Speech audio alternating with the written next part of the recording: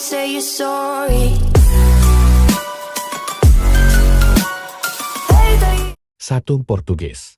Kedatangan bangsa Eropa ke Asia Tenggara, termasuk Portugis, berhubungan dengan periode penjelajahan dan penaklukan kolonial.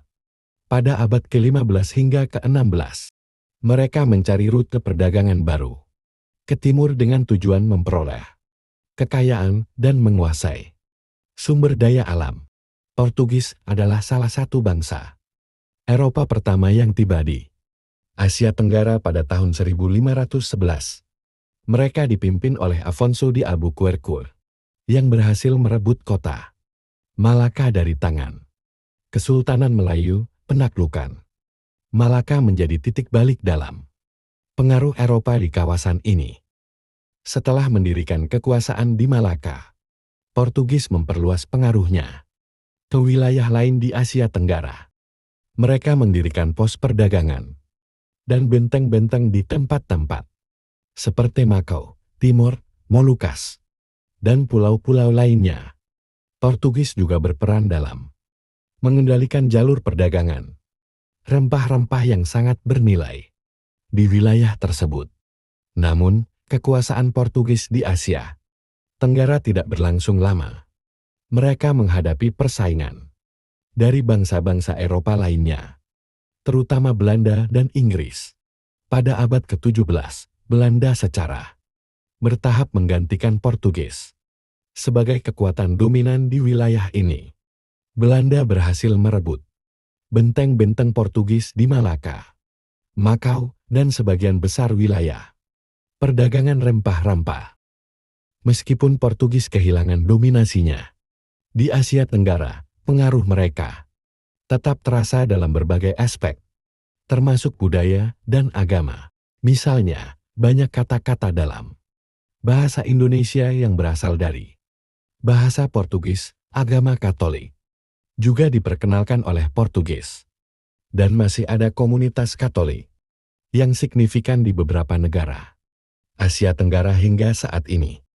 Masuknya Portugis ke Asia Tenggara merupakan bagian dari proses kolonisasi dan ekspansi Eropa yang melibatkan banyak bangsa Eropa lainnya. Meskipun kekuasaan mereka berakhir relatif cepat, dampak mereka terhadap sejarah dan budaya wilayah tersebut masih terlihat hingga saat ini. 2. Spanyol.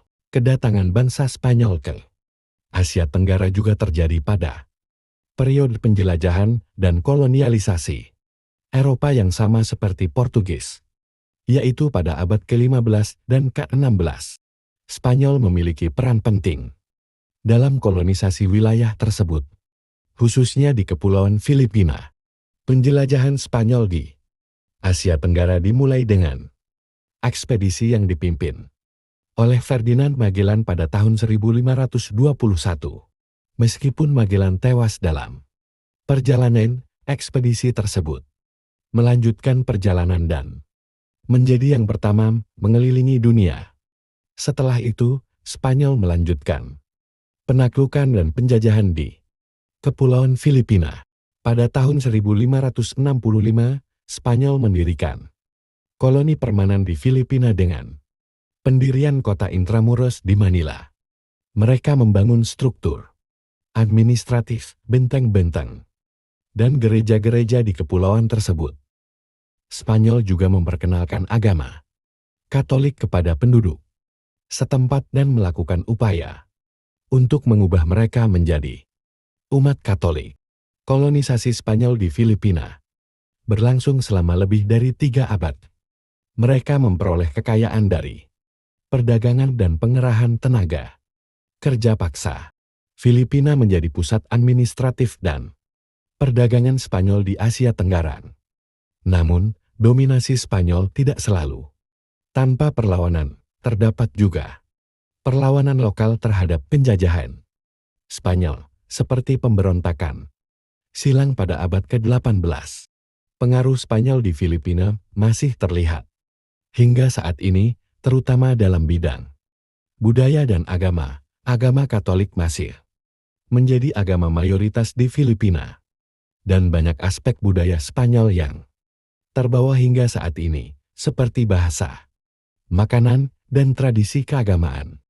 Selain Filipina, Spanyol juga memiliki pengaruh di wilayah lain di Asia Tenggara, terutama melalui perdagangan rempah-rempah dengan wilayah seperti Maluku dan Ternate. Namun, pengaruh Spanyol di wilayah tersebut tidak sebesar pengaruh mereka di Filipina. Inggris. Kedatangan Inggris ke Asia Tenggara juga terjadi pada periode penjelajahan dan kolonialisasi Eropa pada abad ke-15 hingga ke-16. Inggris adalah salah satu kekuatan kolonial utama yang berkompetisi dengan Portugal dan Belanda dalam menaklukkan wilayah-wilayah di Asia Tenggara. Inggris mulai menunjukkan minatnya terhadap Asia Tenggara pada awal abad ke-17, pada tahun 1600. Perusahaan Hindia Timur Inggris, East India Company, didirikan untuk memfasilitasi perdagangan Inggris di wilayah tersebut. Perusahaan ini awalnya berfokus pada perdagangan rempah-rempah, terutama di Kepulauan Maluku.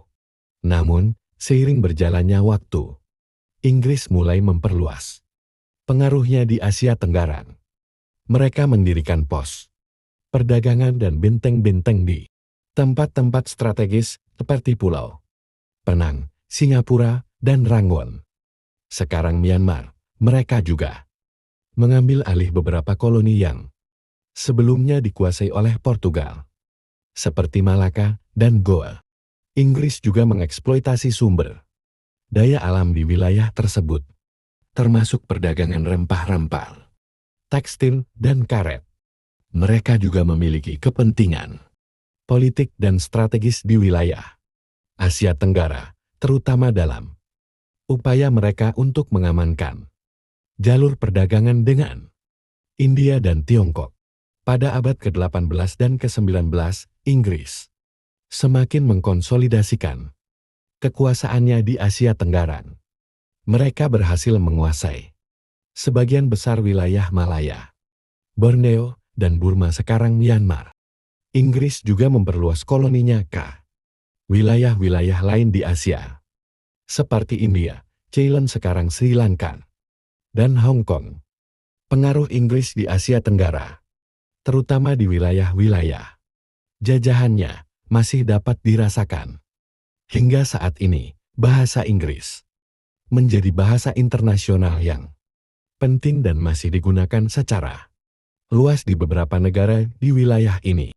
Warisan budaya, sistem hukum, sistem pendidikan, dan infrastruktur yang ditinggalkan oleh Inggris juga memiliki pengaruh yang signifikan.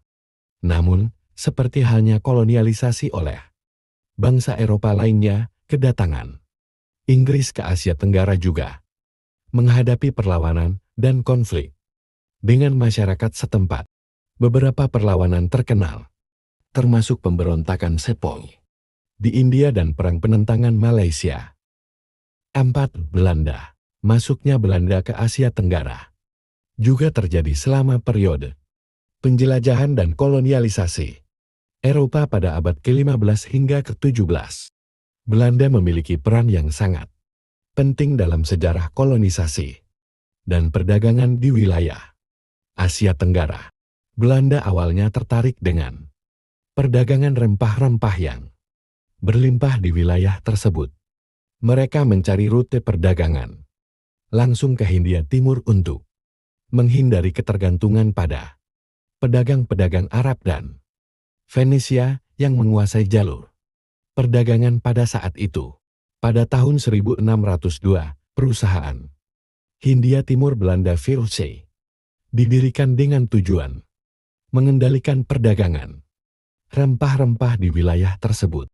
VOC menjadi salah satu perusahaan dagang terbesar dan paling berpengaruh pada masa itu. Mereka mendirikan pos-pos perdagangan dan benteng-benteng di sepanjang pesisir Asia Tenggara, termasuk di kota-kota seperti Batavia sekarang Jakarta, Malaka, dan Batavia sekarang Jayakarta.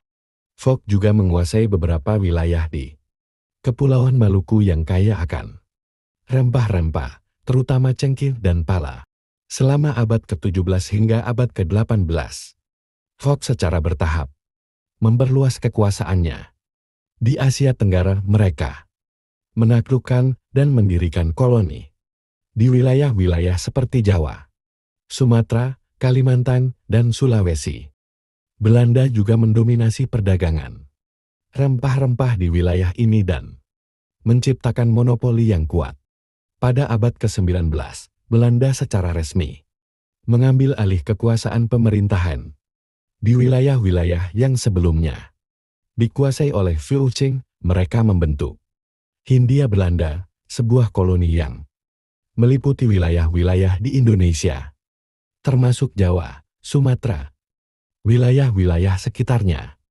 Hindia Belanda menjadi salah satu koloni paling berharga dan menguntungkan bagi Belanda.